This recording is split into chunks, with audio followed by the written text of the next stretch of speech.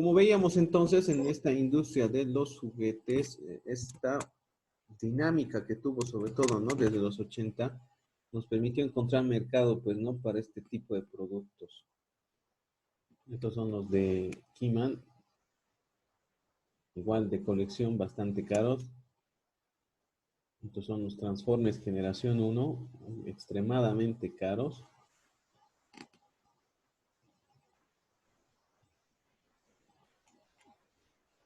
Este es el Jet, ¿no? Que ustedes ven que es uno de los más costosos. Y esto, por ejemplo, les decía, son los juguetes que últimamente están siendo buscados más, ¿no? En redes y demás, fruto de la noticia que les decía, ¿no? Estos son los juguetes de los Thundercats.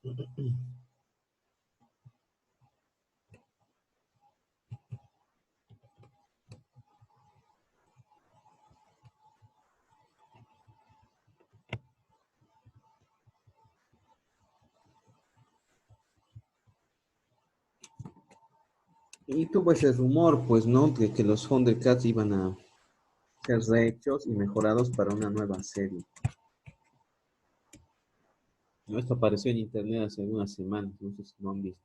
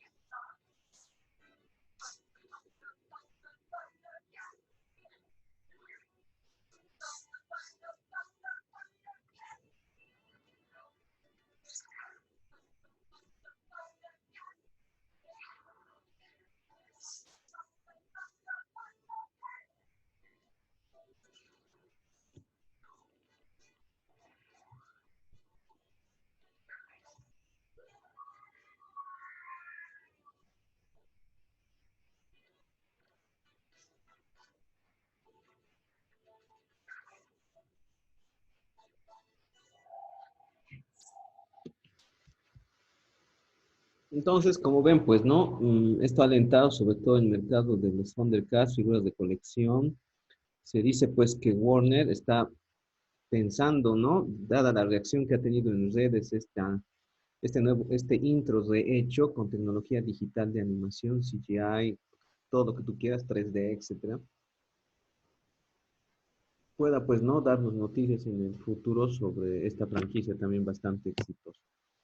Entonces, el hecho es este, pues, ¿no? Incluso los dueños de los derechos de las franquicias y obviamente relacionados al mundo del juguete, siempre analizan estas presentaciones tabulares y gráficas que ellos mismos elaboran y que obviamente en reuniones de comité directorio sirven para analizar el éxito, ¿no? De una franquicia como tal, ¿ya? Seguramente tú tienes, pues, por ahí, pues, ¿no? Tu serie más querida, más estimada, que quizá no hemos tocado aquí, ustedes son quizá de otra generación, pero les muestro más o menos de aquellas generaciones donde hoy en día valen muchos juguetes por su antigüedad y por su, vamos a decir, ¿no? Consideración como clásicas. Seguramente ustedes han visto, pues, otros dibujos, otros ítems y consideran, pues, ¿no? Que también podrían haber merecido un mejor futuro. Todo depende, pues, ¿no? De las figuras de acción y o productos relacionados que generan, ¿sí? En términos igual, ¿no? De animación japonesa, ¿no? Los famosos animes, por ejemplo, eh, no tienen tanto un universo, ¿no? De juguetes desarrollado, pero sí productos relacionados, ¿sí? Las mangas originales y demás, ¿no? Sobre todo son muy valiosas en términos, ¿no? De primeras ediciones, ediciones especiales, etc. Los datos entonces, sobre todo si se tratan de datos cualitativos, tienen sus propias representaciones tabulares y gráficas. Vamos a hacer siempre una separación en este tema también sobre lo que son datos cualitativos y datos cuantitativos. Entonces, si no sabes diferenciarlos todavía, por los ejemplos que te doy, etcétera, debes de una vez, ¿no? Diferenciar sus características. ¿Para qué? Para cuando tú veas unos datos y los identifiques como cualitativos, apliques las técnicas tabulares y gráficas propias de ellos. Y si te encuentras con datos cuantitativos, igual. nos distingas bien y apliques los métodos estadísticos, tabulares y gráficos para representar. Y la primera representación, como ustedes pueden ver en pantallas, es la distribución de frecuencias. Es un resumen tabular, dice, ¿no?, de datos que muestra el número, ¿sí?, frecuencia de elementos en cada una de las variables que no se superponen. El ejemplo que ven ustedes en pantalla es, dice, en una muestra de 50 estudiantes se les ha preguntado a cada uno de ellos cuál es su bebida favorita refrescante. Y aparecen, obviamente, algunas respuestas que han dado dichos estudiantes. Si tú listas las respuestas de la muestra de 50 estudiantes que te han dicho cuál es su bebida favorita refrescante, encontrarás que algunas se repiten más y algunas se repiten menos. Entender, por ejemplo, para el dueño de la cafetería de la universidad, qué bebidas debe obviamente priorizar respecto de otras para asegurar una mayor venta. Si tú se lo presentas así, pues va a ser un poco confuso, un poco difícil, o va a tardar mucho tiempo en sacar una conclusión rápida y efectiva. Si recurre, sin embargo, a un método estadístico para resumir y presentar la información, que es la tabla de distribución de frecuencias, tendrás que obviamente, básicamente, resumir lo que tú estás viendo aquí en una pequeña tabla, donde claramente tú veas que, por ejemplo, la bebida refrescante favorita, casi en un 50%, es pues la Coca-Cola clásica, 19 de 50. Le seguirá la Pepsi con 13 de 50, la Coca-Cola de dieta con 8, ¿sí? Dr. Pepper 5 y un Sprite 5, ¿no? Entonces, sumando, dan los 50. Obviamente, como ven, son sobre todo bebidas populares, sí, en Estados Unidos. Entonces, los conteos resumidos permiten ofrecer una visión más clara que los datos originales. Entonces, una tabla de distribución de frecuencia, como su nombre lo indica, hace simplemente la contabilización o el conteo del número de veces que cada una, en este caso de las bebidas, aparece en la tabla original. Ahora, como ven, el ordenamiento de los datos puede hacerse ya sea manteniendo una escala ordinal, que quiere decir el orden sin por, es decir, de mayor a menor. Como ven, aquí simplemente hay una escala nominal. ¿Por qué? Porque los datos no están ordenados de mayor a menor, sino de forma desordenada. Entonces, esta pequeña tabla ya es una distribución de frecuencias que nos permite, como ven, repito, ver la preferencia en cuanto a las bebidas. Entonces, será pues fácil que, por decirles, el dueño de la cafetería de la universidad hace generalmente un pedido, ¿no?, de 100 botellitas, ¿no?, lo que es lo que generalmente vende en toda una semana, va a dedicar, sí, un número mayor, sacando proporciones si tú quieres, ¿no? De 50 son 19, de 100 serán, no sé, digamos 38, escogerá cuántas Coca-Colas clásicas va a traer, cuántas Coca-Colas de dieta y así sucesivamente. Vean, siempre se utiliza la estadística para una toma de decisión. Ahora, la distribución de frecuencias que ustedes ven acá, cuando es número se llama absoluta, puede tener también su uso como una distribución de frecuencias relativa o también una distribución de frecuencias porcentual.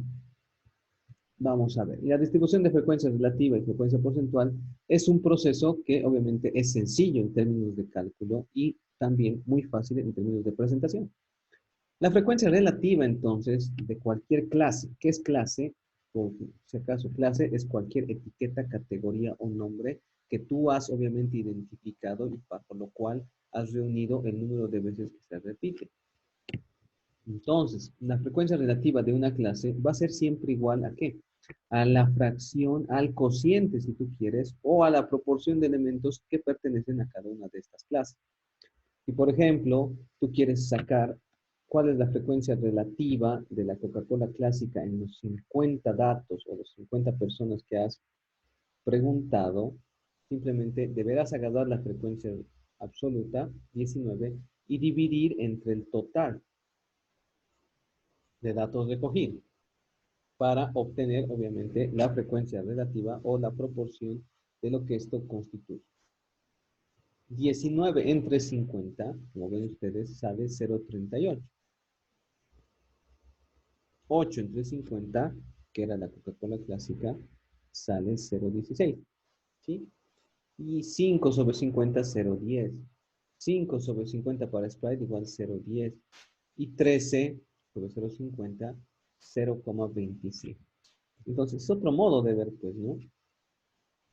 ¿Quién tiene una mayor, en este caso, participación o preponderancia en la preferencia de las bebidas? Está claro que cuando tú expresas la frecuencia relativa, el total, sí, deberá siempre sumar a 1. ¿Por qué? Porque de una unidad tú estás básicamente representando la proporción decimal que cada una de las categorías, clases, etiquetas o nombres, hemos añadido, ¿no? La palabrita clase ahora representa.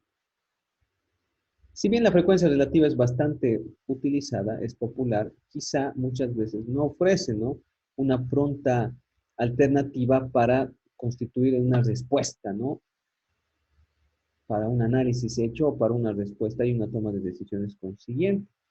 La frecuencia porcentual quizá es un modo más cómodo de manejar dicho número. La frecuencia porcentual no es otra cosa que la frecuencia relativa antes calculada multiplicada por 100.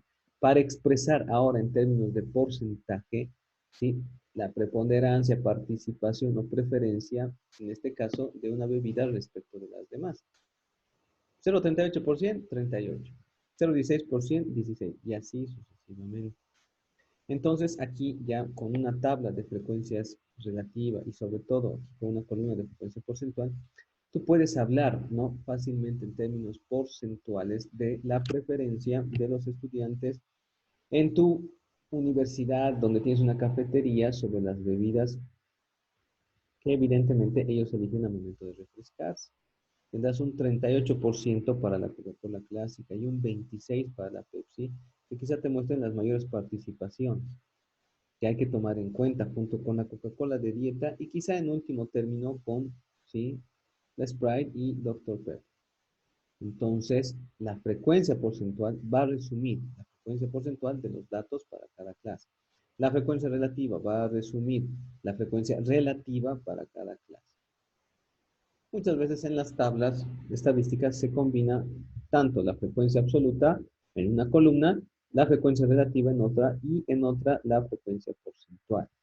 Note, por si acaso, que el total de una frecuencia relativa siempre es igual, perdón, el total de la frecuencia absoluta siempre es igual al número de datos total. El total de la columna de frecuencia relativa siempre es igual a 1. Y el total de la frecuencia porcentual siempre es igual a 100. Entonces, ¿sí?, esa es la tabla de distribución de frecuencia, tanto absoluta, relativa como porcentual. ¿Será que entonces esta es vamos a decir, la conclusión de un análisis estadístico en términos cualitativos? No. Claramente las tablas son un primer paso previo a lo que realmente muchas veces es importante en términos de presentar datos estadísticos, que es la elaboración de una gráfica.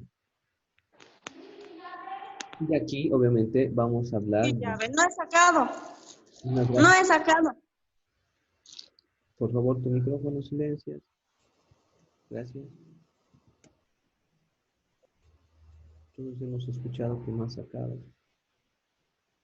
Perdón, Lice. No te preocupes, silenciado nomás. Cualquiera de paz. Bien, entonces, una vez que tú tengas tu tabla de distribución de frecuencias, este es un primer paso muy necesario, sobre todo para ya representar gráficamente lo que en términos estadísticos muchas veces es importante.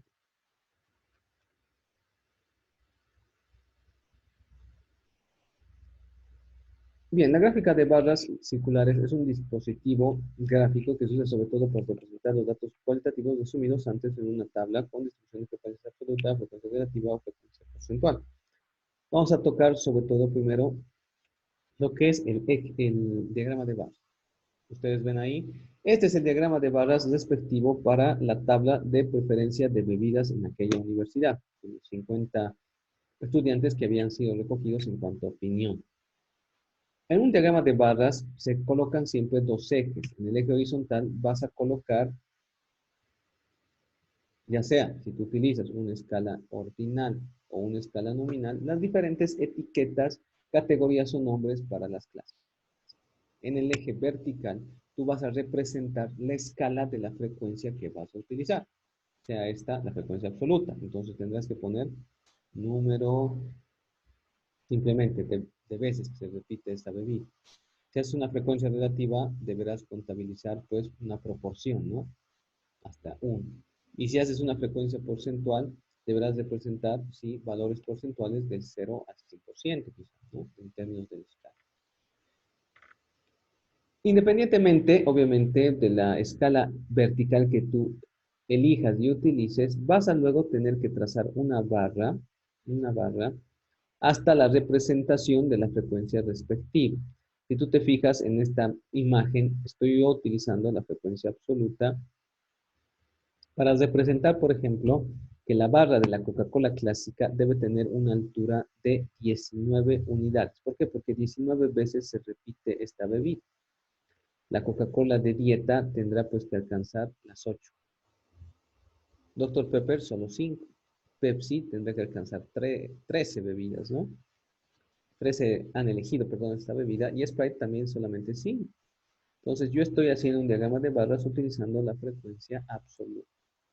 Generalmente les digo, en términos de diagramas de barras, es mucho más fácil representar una frecuencia absoluta porque haces una contabilización del número de veces y o también muchas veces una frecuencia porcentual. La frecuencia porcentual es más útil que la absoluta, representada en el eje vertical, cuando el número de repeticiones o veces de una categoría o clase es muy grande.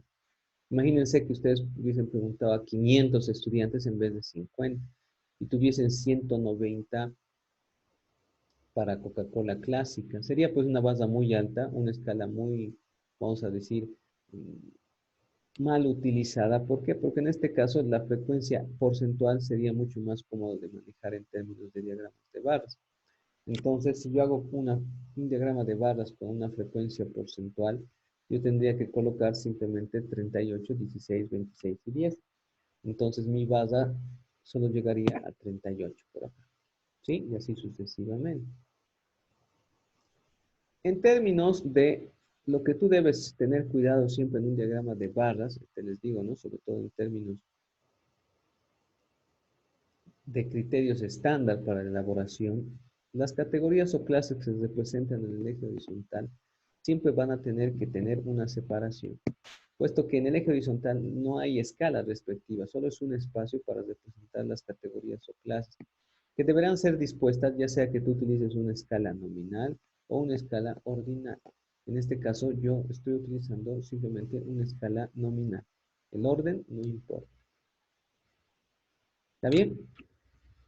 En función también a una tabla de frecuencias, ya sea absoluta, relativa o porcentual, tienes tú la alternativa de utilizar pues una gráfica circular o también llamado diagrama de torta. En este caso, sobre un círculo que tú vas a trazarte, simplemente divides cada área en, obviamente, en la proporción en términos de número de grados que cada una de las clases le corresponde. ¿Qué quiere decir esto? Teniendo en cuenta que una circunferencia tiene 360 grados, tú vas a hallar